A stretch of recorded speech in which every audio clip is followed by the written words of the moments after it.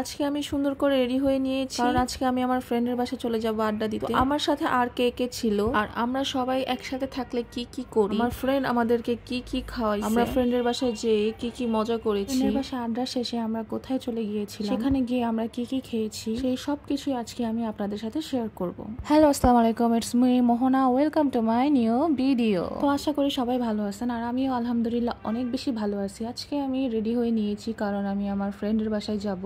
তো এই যে আমি এখন একদম সাজগুজ করে চেঞ্জ করে একদম রেডি, এখন একদম বের হয়ে যাব। আমি বাসার নিচে নামার পর দেখি পুরো রাস্তায় পানি দিয়ে ভরা, কারণ আগের দিন রাতে প্রচুর পরিমাণে বৃষ্টি হয়েছে, এর জন্য। তাই আমি একটা রিক্সা নিয়ে নিলাম। এখন আমি রিক্সা নিয়ে একদম খিলক্ষেত বাজার চলে যাব। তো এই যে আমি খিলক্ষেত বাজার চলে আসলাম। রাস্তাঘাটে যে অবস্থা, কাদা দিয়ে পুরা মানে বাজে অবস্থা হয়ে আছে।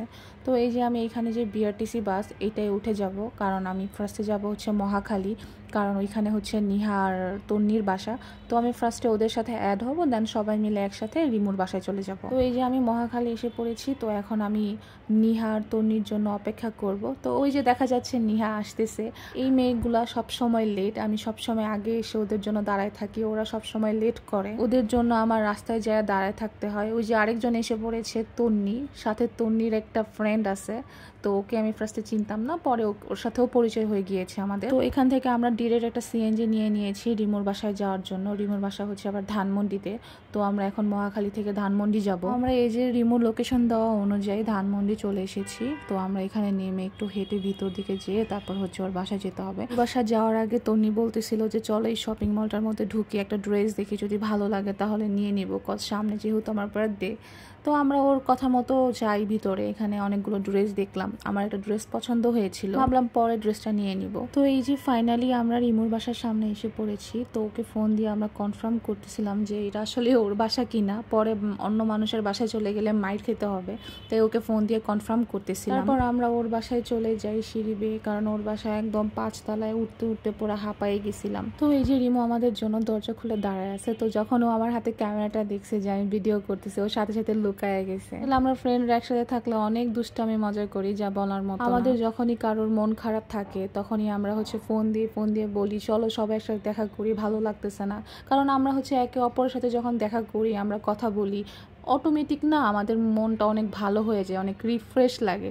তো আমরা যখনই কোনো কিছু নিয়ে পেন খাই তখনই ফোন দিয়ে বলে এই তাড়াতাড়ি চলে আসে, আমরা আজকে আড্ডা দিব, আজকে গল্প করব। আর যখনই আমাদের একসাথে দেখা হয় আমরা কথা বলি, আসলে কি বলি না বলি কোনো কিছু ঠিক ঠিকানা থাকে না, মনে যা আসে, যা করতে ইচ্ছা করে আমরা তখন তাই করি। তো রিমু আমাদের জন্য তেহারি, মোরগ পোলাও, খিচুড়ি এগুলো অর্ডার করে এনে রাখে। আর আমি তো আপনাদের আগেই বলেছি যে আমার খাবার সার্ভ করতে খুব ভালো লাগে। এখানেও আমি হচ্ছে সবার জন্য খাবার সার্ভ করতেছিলাম। আমি না আগে কখনো খাবারের ভিডিও দিতাম না, বাট যখন থেকে সবাই আমাকে অনেক বেশি মোটা মোটা বলে, তখন থেকে না আরো ইচ্ছা করে না আমার খাবারের ভিডিওটা সবাইকে দেখাই, যে দেখো আমি খাচ্ছি, আমি আরো মোটা হব, তোমাদের সমস্যা কোথায়। তো আমাদের তন্নি মা, তিনি হচ্ছে সবাইকে খাওয়াই দিচ্ছিল। তো আমাকেও খাওয়াই দিল, নিহাকে খাওয়াই দিল, রিমুকে খাওয়াই দিল, সবাইকে খাওয়াই দিচ্ছিল। আসলে এগুলোর মধ্যে না ভালোবাসা আরো বাড়ে, ফ্রেন্ডদের মধ্যে আরো বন্ডিং বাড়ে। আলহামদুলিল্লাহ আমার ফ্রেন্ডদের মধ্যে সবার মাঝেই খুব ভালো আন্ডারস্ট্যান্ডিং আছে। আমরা সবাই একে অপরের সাথে সবকিছু শেয়ার করি, কোনো প্রবলেমে পড়লে আমরা তার পাশে থাকার চেষ্টা করি সব সময়। আসলে আমার খাওয়া দাওয়ার স্টাইল দেখলে মনে হয় কি আমি যেমন সব খায় ফেলতে পারবো, বাট অ্যাকচুয়ালি না, আমি খুবই অল্প পরিমাণের খাই। এক প্যাকেট বিরিয়ানি আমি এটা শেষ করতে পারি না, আমি হাফ শেষ করছি কোনো মতো, অনেক কষ্ট করে, কারণ আমি বেশি খেতে পারি না। তো খাওয়া দাওয়া শেষে আমরা ফ্রেন্ডরা ভাবতেছিলাম যে চলো আমরা একটা টিকটক ভিডিও বানাই। তো সেটা প্র্যাকটিস চলতেছিল। তো আই হোপ আমি স্টোরি দিয়েছি, তোমরা অনেকেই দেখেছো হয়তো বা আমার স্টোরি। আর যারা দেখতে পারো নাই তারা হচ্ছে আমার আইডিটাকে ফলো করে দিয়ে রাখতে পারো, তাহলে আমি যখন আবার স্টোরি দিব তোমরা। গাইস, ওরা নাকি মন ফ্রেশ করার জন্য দেখা করতে আসছে, অথচ ওরা আয়শা কি করতেছে আমি দেখাই। এই যে দেখেন আমাদের নিহা আপা, thumbs up bye Neha, bye কি শুধু থামস আপ, আচ্ছা থামস আপ নিহা, দেখছেন মোবাইল লয়ে পড়ে আছে একজনে, মানে বিকাল বেলা ঘরের মধ্যে সানগ্লাস পরে বয়ে আছে। এই যে একজন, এই যে অন্ধ, ঘরের মধ্যে সানগ্লাস পরে আছে। আর এই যে আমাদের তন্নি আপা রাগ করেছে, আহারে। আমাদের গল্প আর আড্ডা খাওয়া দাওয়া শেষ করতে করতে সন্ধ্যা হয়ে যায়। তো আমরা বের হয়ে যাই বাসা থেকে, ভাবলাম একটা রেস্টুরেন্টে যাই, যে হচ্ছে হালকা পাতলা আমরা কিছু খাওয়া দাওয়া করি। তারপর আমরা রিমুর বাসা থেকে হচ্ছে চিলক্সে যাব বলে ভাবলাম। তো আমরা পরে চিলক্সে চলে যাই। তারপর আমরা চিকেন বার্গার, ফিশ টোস্ট, তারপর চিকেনের কয়েকটা আইটেম এগুলো অর্ডার দিই। তারপর আমরা অর্ডার দিয়ে অপেক্ষা করতেছিলাম এইখানে যে কখন আসবে, খাওয়া দাওয়া করে তাড়াতাড়ি বাসায় যেতে হবে, কারণ অলরেডি আমি অনেক লেট।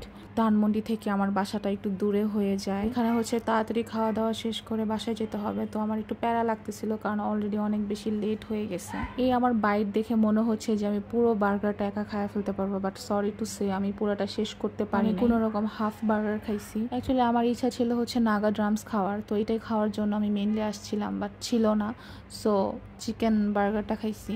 ওই দিন আমার চিকেন বার্গার বা চিকেন থেকে হচ্ছে ফিশ টোস্টটা বেশি ভালো লাগতেছিল, কারণ একদম গরম গরম ছিল এটা, তাই হয়তো বা বেশি মজা লাগতেছিল আমার কাছে। তাড়াতাড়ি খাওয়া দাওয়া শেষ করে এখন আমার বাসা যেতে হবে, তো আমরা হচ্ছে এখন বের হয়ে যাব। আমরা এখন একটা রিক্সা নিয়ে চলে যাচ্ছি হচ্ছে ফ্রামগেট থেকে তন্নি আর নিহা চলে যাবে রিক্সা দিয়ে হচ্ছে মহাখালী, আমি বাস দিয়ে চলে যাব হচ্ছে খিলগাঁও। ভালো থাকবেন, আজকের জন্য এতটুকুই, আল্লাহ হাফিজ।